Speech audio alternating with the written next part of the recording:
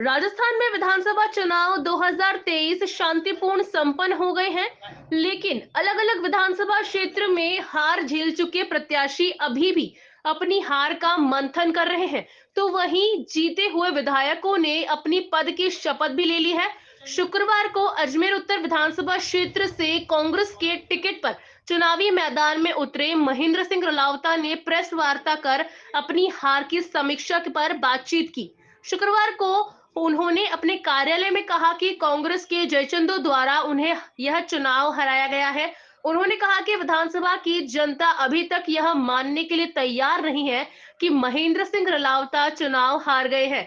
साथ ही उन्होंने कहा कि कांग्रेस पार्टी के पूर्व राष्ट्रीय अध्यक्ष राहुल गांधी द्वारा दिल्ली में राजस्थान विधानसभा चुनाव में 5,000 से कम वोटों से हारे हुए 25 प्रत्याशियों को समीक्षा हेतु दिल्ली में आमंत्रित किया है। उन्होंने कहा कि समीक्षा बैठक में कांग्रेस के राष्ट्रीय अध्यक्ष मल्लिकार्जुन खड़गे भी शामिल होंगे, जहां वह प्रमुखता से अपनी इस बात को रखेंगे और कांग्रेस पार्टी की रीति नीति और परिणति के ऊपर चर्चा करेंगे। उन्होंने कहा कि कई ऐसे वर्ड भी हैं जहां भाजपा मजबूत थी, वहां वह जीते हैं, लेकिन कांग्रेस जहां मजबूत थी और उनके पार्षद थे, वहां वह हार गई। उनके अपनों ने ही उन्हें हराया है और उनके साथ नहीं दिया। अगर धरातल पर कांग्रेस ने काम किया होता तो वह आज जीत गए होते। मेरे चुनाव लड़ने के बाद पहली बार आप तमाम साथियों का मैं हार्दिक अभिनंदन करता हूं, स्वागत करता हूं और विशेष तौर से आप तमाम लोगों के प्रति आभार भी प्रकट करना चाहता हूं कि जो मीडिया का सहयोग, समर्थन मुझे पूरे चुनाव कैंपेन में निष्पक्षता के रूप में जो मुझे प्राप्त हुआ था, तो मैं अजमेर की जनता के साथ साथ कांग्रेस के कार्यकर्ताओं के साथ साथ आपके प्रति भी मैं आभार व्यक्त करता हूं। आज पहले मंथन किया, चिंतन किया और आंकड़ों के ऊपर बूथ स्तर की मैंने समीक्षा करने के बाद ये देखा कि आज भी अजमेर की जनता, जहाँ मैं बार बार अजमेर की जनता के बीच में जा रहा हूँ, जनता कतई स्वीकार करने को, इस बात को स्वीकार करने के लिए तैयार नहीं है कि रलावता महेंद्र सिंह कैसे चुनाव हार गया।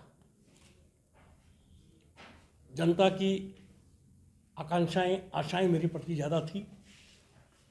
मैं कहाँ हार गया, क्यों हार गया, कैसे हार गया, मंथन चिंतन करने के बाद मैं आप लोगों से निवेदन करना चाह रहा हूँ कि आज पूरे इस मूवमेंट के ऊपर राहुल गांधी जी ने 25 सीटों को, जो 5,000 वोट के नीचे हारी है, उनकी एक समीक्षा बैठक दिल्ली के अंदर आयोजित की गई है। उसका समय हमें बताया जाएगा, हम लोग उसमें जाएंगे और जाके विस्तृत रूप से पूरी रिपोर्ट मैं हाईकमान को सबमिट भी करूँगा, मल्लिकार्जुन खड़गे जी को, और राहुल गांधी जी की जो 25 सीटों की जब समीक्षा होगी, उस समीक्षा के अंदर भी मैं पूरा बैठकर उसमें अपनी पूरी बात रखूँगा। आज मैं किसी पे आरोप नहीं लगाना चाहता,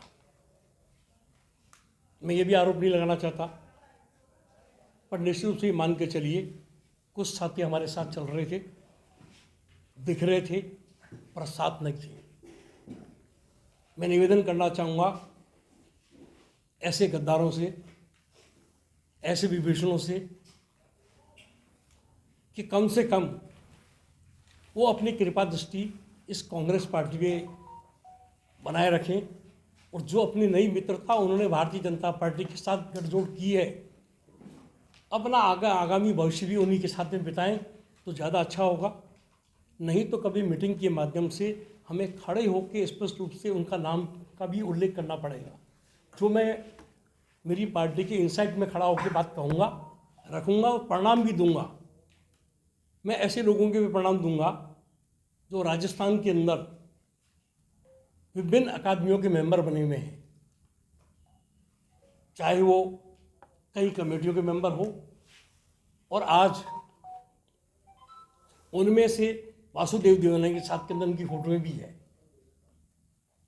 और बैठ के जब वो पूरा बैठ के जब उनके साथ बैठ के वो डिस्कस करते हो, तो जिनको कांग्रेस ने मेंबर बनाया, अकादमी के मेंबर बन गए, किन लोगों की अनुशंसा पे वो बने गए, किन लोगों की अनुशंसा के पीछे ये कारण था और उनका मकसद क्या था, जो कांग्रेस पार्टी को मजबूत करना या कांग्रेस को कमज़ोर करना। आज हमारे यहाँ पे कई ऐसे मूवमेंट रहे। मैं तो धन्यवाद देना चाहूँगा अजमेर की जनता का।